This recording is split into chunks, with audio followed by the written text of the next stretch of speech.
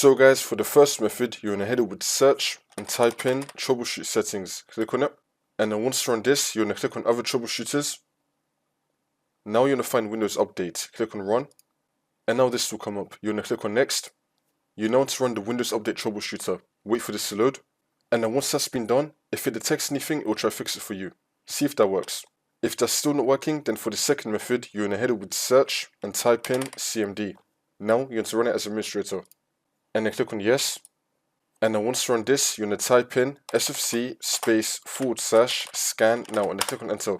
Then you want to run the scan. Wait for this to load.